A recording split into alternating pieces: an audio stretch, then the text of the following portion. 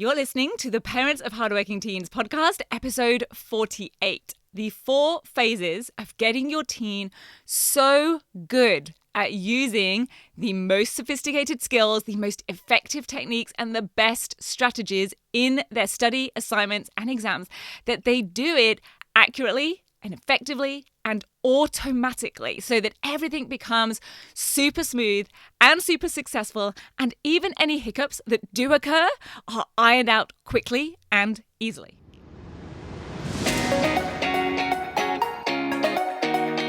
I'm Katie Jones, and with over 15 years in education as an award-winning high school teacher, international external examiner, and as a study coach, I've helped thousands of students skyrocket their results and confidence. And this podcast is where I share all my insights, tactics, and tips with you, the parent, so you can help your hardworking teen get happy, smart, and successful in their study, and have you both enjoy the journey along the way.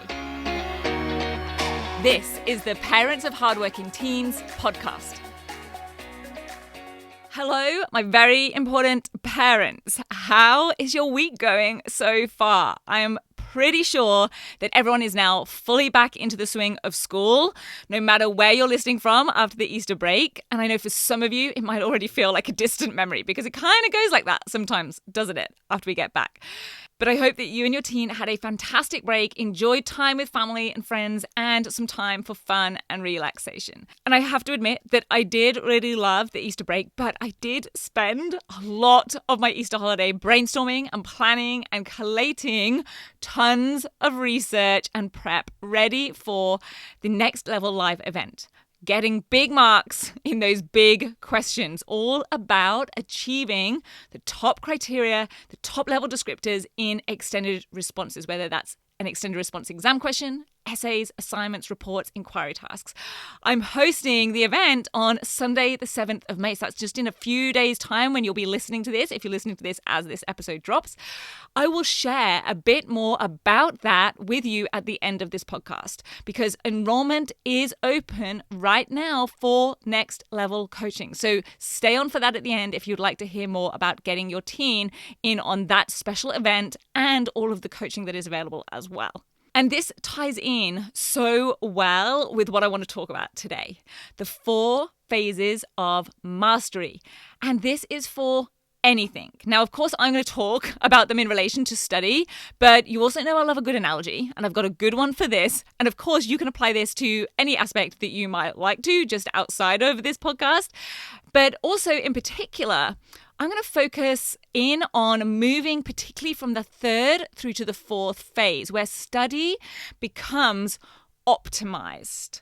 Optimized so that your teen becomes the most successful, efficient, and effective version of themselves when it comes to their study, so that they're using the skills, strategies, and techniques that I deliver in the 10-week Grade Transformation Program and do it accurately and effectively and automatically so that everything becomes super smooth and super successful, and even any hiccups that do occur, because nothing in life is 100% perfect 100% of the time, right? Those are dealt with and ironed out really quickly and easily without all the drama. Okay, so phase 1. Picture me at 17 years old, hair a bit longer and frizzier, sat in the library at college during my A-levels. It was the 2nd year of my A-levels, so that's the equivalent of ATAR over here in Australia. And I'd rifled through the National Geographic articles and found one that sounded like it kind of tied in with the topic that I was learning at that time in geography. Now, of course, yes, this was back in the time, like we'd barely gotten the internet. I think we'd been shown it. I actually did A-level IT because I basically knew that I had no idea about computers and I was a little bit forward thinking, I guess, at that age. And we got shown the internet one day in class. They were like, there's this thing. And no joke, we got shown like it was the most irrelevant random thing. It was like a carpet or a tiling type website. I have no idea why.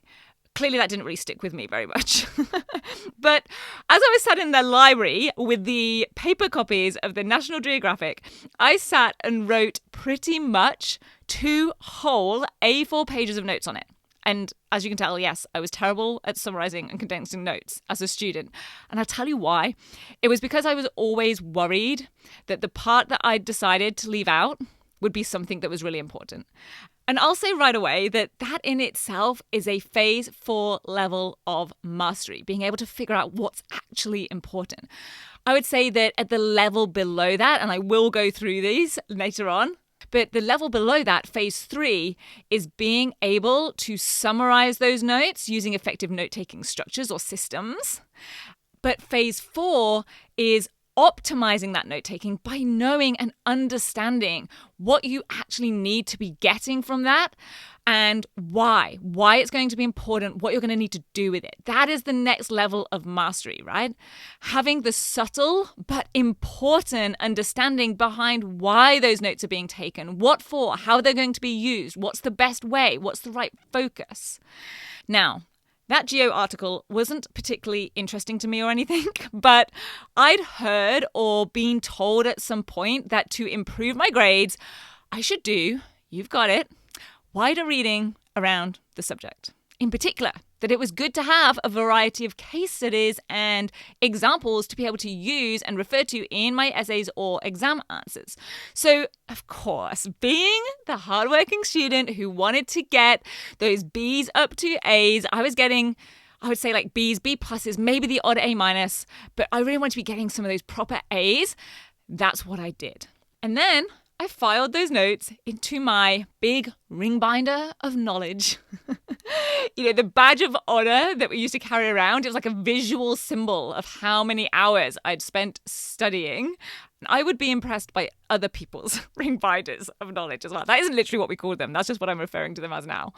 But then after, let's say, more and more hours of study and revision and wider reading and more study and more revision, along with my other subjects, I went on and obviously sat those two different geography exam papers that I had to sit. And what do you think happened? What do you think my results were? Was it that I got a top A grade because of all that extra study I did? No. Now, spoiler alert, this isn't any dramatic story I'm about to tell you. It's not even a brilliant, funny story. It's very average. And I'm betting very common, which is exactly the reason why I'm telling it. Because here's how it really went. Everything is true up to the point of sitting those exams. And here's what really happened. In my results, I got a B overall for geography. So not bad, but probably totally doable without all of that extra study, extra notes, extra case studies and examples. And did I shoehorn in that extra case study that I wrote about in the library into one of my answers? You bet I did. And you know what? It would have been hilarious to read that as an examiner. I can think about it now on reflection. It would be like, here's this decent answer, because it was a B grade, remember, for the overall result of those papers. So nothing spectacular, but pretty decent. So here's this decent answer with this random, tenuously linked and totally unnecessary, gaining 0 credit most likely. I would put money that it gained 0 marks, case study info. So that's the non-dramatic, non-interesting, and I think non-unique ending. But you know what is interesting? That I have such a strong memory of sitting in that library, writing out those particular notes. And I think I know why that is.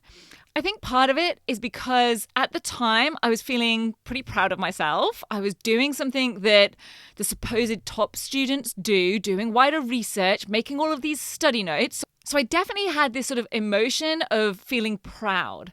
But also, and I think this is actually the main reason, I remember even then thinking in the back of my mind, there was like this nagging thought of like, I'm not really sure how this is going to actually help me. Like, I don't know where I'm going to write this on the exam paper. Now, like I said, I definitely found a place to write it. But even then, I wasn't convinced that I'd ever really need that extra information. I wasn't really sure what it was going to be doing, apart from just expanding my knowledge in general, because we'd already covered everything in the syllabus in our lessons, and I did understand it. I got it. It wasn't like I wasn't sure about something, so I had to go and look it up fully to understand it better. That would be a different thing to doing wider reading. That would be consolidating learning or making sure that I fully understand a concept. But I carried on anyway. I carried on slaving away, following the advice, doing anything and everything I thought I should or could be doing to help me get the results I really wanted. And this is what I still see happening for students today. They're doing the things they think they could or should be doing to raise their grades or produce better results because they believe, totally understandably, that just working hard and doing everything they're told to will mean that they get the best grades they're capable of. But they don't truly know how it is going to help them. And in fact, they're often spending time and effort on things that are barely going to make any difference to their grades. They don't know how to study strategically, just like I didn't either as a student. I would estimate now that probably about 50% of what I was doing to try and get better results was either useless, and I do not say that lightly, I mean it, useless, or could have at least been a lot more effective. For example, there are so many things that I would get a student to do before doing wider reading around the subject. Things that would actually improve or contribute directly to their results, both in the way that they study and in their grades. And the problem is we don't know what we don't know. And when students don't know what they don't know, they're what I've come to call this first phase, problem unaware. Problem unaware. In other words, there is a problem here. There's something keeping them stuck at a particular grade they can't seem to break through, stuck slaving over their study for more hours than's necessary, and they're not aware that this is even a problem. They actually think they're doing all the right things. It's like when you need to get somewhere and you're trying to cycle, and it's slow and it's tiring, and there are some places we're just never going to get to because they're up really steep hills or they're just too far away to be able to cycle to them. And at times it's annoying or frustrating, but all you know is to try to ride and cycle faster and for longer because you don't even know that there is this thing called a car. Just like students don't realize that there is an application element of the study success formula at play here, let alone being aware of or being trained in the skills that they need in order to do it. So in science and psychology, this is called being unconsciously incompetent. So we're incompetent at something and we don't even realize it. We don't even know that there's this skill that we need. But I kind of think that wording, unconsciously incompetent, it just kind of sounds a little bit harsh, which is why I've named this phase as problem unaware. Because after all, it is not your teen's fault if this is them. They are not taught any of this explicitly in schools. And I didn't even have a clue really as a teacher until 4 years into my teaching when I decided to go and do external exam marking. And if you heard my interview with Gemma Toms a couple of episodes back, then you'll know that she said the same about what you come to know only when you've done external exam marking. And so it's not the teachers or the school's faults either. They're not required to know or to explicitly teach any of this, and they are very busy delivering the knowledge part of the study success formula. Knowledge plus application equals success. They are delivering the jam-packed curriculum. So what's the next phase and how do we get your teen to it? Okay, the next phase is to become problem aware or consciously incompetent. So we know that there is something we need or that's missing or that we want to learn and even master, and we know that we don't have those skills yet. This is partly what this podcast is about. So I'm hopefully making you aware of the skills and the strategies that will help your teen and what won't, so that, to go back to that cycling versus car analogy, they realize that there is such a thing as the car, even if they haven't yet learned to drive it. So then we know that there is this thing called a car, and we learn the skills to start driving it. We practice them. And phase 3, problem solved, we are in the car and we are driving. We are getting the training, we're finally understanding all the levers or the pedals, the nuances of changing gears, knowing what the road signs mean, what's required of us, knowing what the rules of the road are. We are practicing and we are doing it. This is where we are consciously competent. or the name I just used, problem solved. We can get ourselves to where we want to go, and we can do it faster with less effort than having to cycle, although we are still having to concentrate. So if you remember back to that time when you still had to really think about the gear changes and concentrate on getting the clutch right as we move away from traffic lights, and sometimes if we just lose focus for a little while, the windscreen wipers start going when really we just wanted to indicate left. And giving your teen the keys to the car and training them in how to drive it is what the 10-week grade transformation does. It's where I teach them the rules of the road, teach them the game of exam success, how to dissect any question, structure any essay in relation to the question or their thesis, and how to study in a way that gives them maximum return on effort, because they understand how the game works and what they have to do. They have the skills to drive and to drive the car independently, to get themselves to their goals, to their destination, to places that previously were not accessible to them before. Perhaps they never even believed were possible for them to get to, because now they know what's really required, they know how to do it, they know how to put that across in their answers, so they are hitting their desired destination, their desired grades or results, and they are doing it faster and more easily, and with less wrong turns, less uphill battles, and with less exasperation or confusion along the way. And it feels pretty amazing and exciting. If you're anything like me, when you also think back to learning to drive and then even passing your test, it was so exciting. And this sense of freedom was fantastic. But the ultimate goal, when you really think about it, is not to stay at phase 3 where you're doing it, but you're having to really concentrate and you're having to think, and maybe you're still making the odd few little mistakes along the way. The ultimate goal is to get to the 4th phase, no problem, which is where we are, in official terms, unconsciously competent, where we are driving effortlessly and skillfully and not having to think about every move and maneuver. We have mastered the skills and we do them repeatedly, automatically, on demand, confidently, and importantly, accurately. We don't want to be crashing. At the no problem phase, your teen doesn't have to concentrate as hard on the actual skills or how to do them or use them.